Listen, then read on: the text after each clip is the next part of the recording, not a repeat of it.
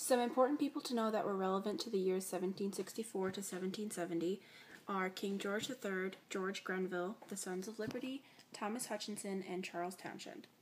George III was the King of Great Britain throughout much of the colonial period, and his popularity declined in the colonies after the French and Indian War. George Grenville was the Prime Minister of Parliament who enforced the Navigation Act and passed the Sugar, Stamp, Currency, and Quartering Acts.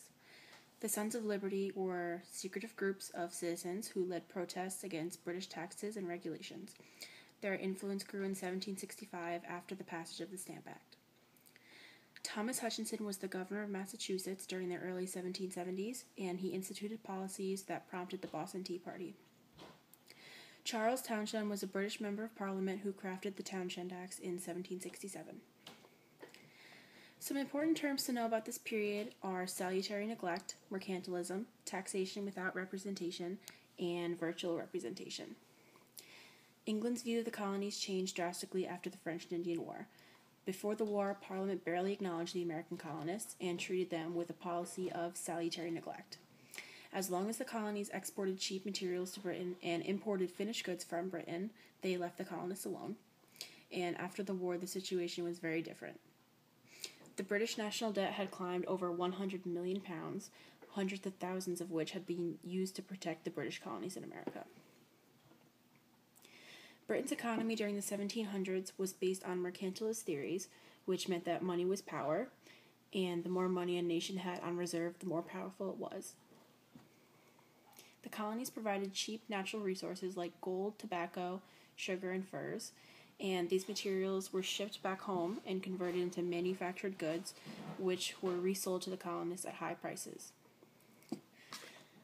Most colonists weren't seriously calling for representation in Parliament, but they knew a few minor representatives in Parliament wouldn't be able to accomplish anything substantial for the colonies. The slogan was symbolic and voiced the colonists' distaste for paying taxes that they didn't legislate for themselves. In defense, George Grenville claimed that the colonists were subject to virtual representation. He argued that all members of Parliament virtually represented all British citizens in England, North America, or anywhere else. To the colonists, the idea of virtual representation was a joke. Some major acts that were passed during this time period were the Navigation Acts, the Sugar Act, the Currency Act, and the Quartering Act. After the end of the French and Indian War, the British Prime Minister George Grenville ordered the Royal Navy to start enforcing the old Navigation Acts. Parliament had passed a major Navigation Act in 1651 to prevent other European powers, especially the Dutch, from trespassing on British colonial territories, and the act forced colonists to export certain goods like tobacco only to Britain, and any European goods headed to the colonies had to be taxed in Britain first. Although the law had existed for over 100 years, it had never really been strictly enforced up until this time. Because the French and Indian War left Britain without much money, Parliament also needed to restock the treasury, and led by Grenville, Parliament imposed heavier taxes on the colonists again.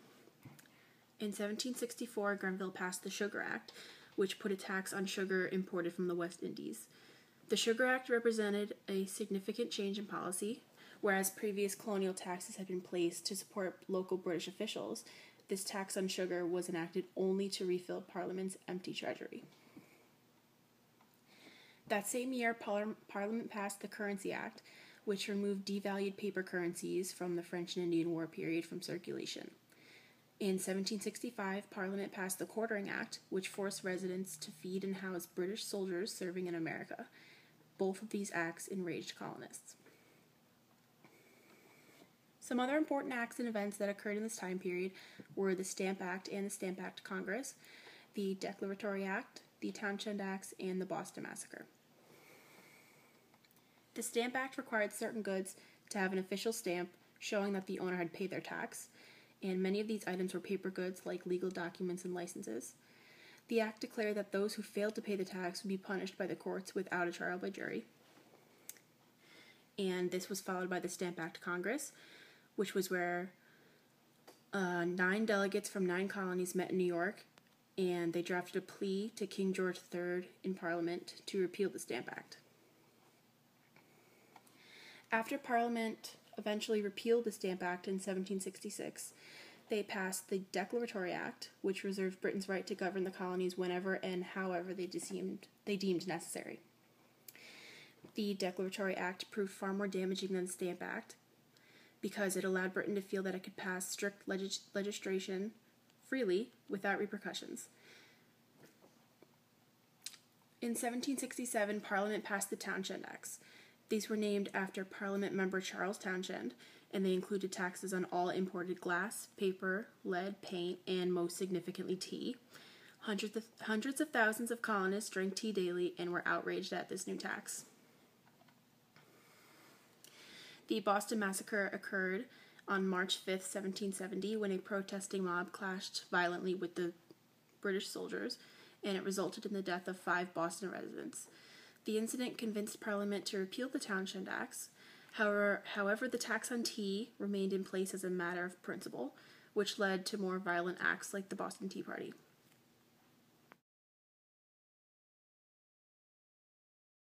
1770, the Boston Massacre occurred when British troops fired into the Boston mob. This event later credited the first battle in the American Revolution, which began 5 years later. On November 2nd of 1772, Samuel Adams organized the Committee of Correspondence. The meeting was held in Faneuil Hall in Boston and later repeated throughout the American colonies. On March 31st of 1774, the British Parliament closed the port of Boston in response to the Boston Tea Party. June 2nd of 1774 marked the start of the Intolerable Acts, which included the re-establishment of the Quartering Act that required colonists to allow British soldiers into their homes. On March 23rd of 1775, Patrick Henry addressed the Virginia House of Burgess, where he declared, "Give me liberty or give me death." His speech is often credited with convincing Virginia to permit Virginian troops to enter the Revolutionary War. On June 15th of 1775, the Continental Congress appointed George Washington as Commander-in-Chief of the Continental Army. On June 10th of 1776, Thomas Paine published his pamphlet, Common Sense, winning public support for the cause of American independence from Britain with the sale of thousands of copies. On June 4th of 1776, the Declaration of Independence was signed by Thomas Jefferson and his committee in Philadelphia, Pennsylvania. On December 25th and 26th of 1776, at McConey's Ferry, George Washington and his 2,400 troops crossed the Delaware River from Pennsylvania to New Jersey on Christmas Day from 4 p.m. until 4 a.m. in the morning, and defeated 1,400 Hessians in the First Battle of Trenton, capturing 900 men. On June 14th of 1777, the Continental Congress adopted the Stars and Stripes as the national flag. It would later fly on the battlefield for the first time on September 3rd at Couch's Bridge, Delaware. On November 15th of 1777, the Articles of Confederation and the Perpetual Union are adopted by the Continental Congress in Independence Hall. It served as the first Constitution of the United States. On December 19th of 1777, after failing the victories in the battles of Brandywine and Georgetown, and in response to the British capture of Philadelphia, George Washington marched his 11,000 men of his Continental Army into Valley Forge for the first winter encampment.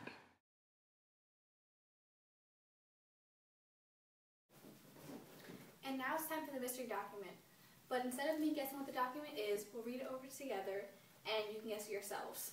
It reads, Article 1, the style of this confederacy shall be the United States of America. Article 2, each state retains its sovereignty, freedom, and independence, and every power, jurisdiction, and right, which is not by the Confederation expressly delegated by the United States, in Congress assembled. Article 3, the said states hereby severally enter into a firm league of friendship with each other for their common defense, the security of their liberties, and their mutual and general welfare, binding themselves to assist each other against all force offered to or attacks made upon them or any of them on account of religion, sovereignty, trade, or any other pretense. So, take a moment to guess. And now it's time for the mystery document. But instead of me guessing what the document is, we'll read it over together, and you can guess it yourselves. It reads, Article 1, the style of this confederacy shall be the United States of America. Article 2, Each state retains its sovereignty, freedom, and independence, and every power, jurisdiction, and right, which is not by the Confederation expressly delegated by the United States, in Congress assembled. Article 3. The said states hereby severally enter into a firm league of friendship with each other for their common defense, the security of their liberties, and their mutual and general welfare, binding themselves to assist each other against all force offered to or attacks made upon them or any of them on account of religion, sovereignty, trade, or any other pretense. So, take a moment to guess. On account of religion, sovereignty, trade, or any other pretense. So, take a moment to guess.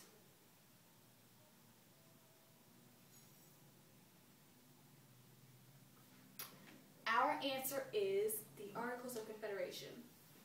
The Articles of Confederation were submitted to the Continental Congress in 1778. However, this ill-thought-out document failed to do its job of really uniting the states. It was then pushed aside in 1789 with the formal declaration of the Constitution. And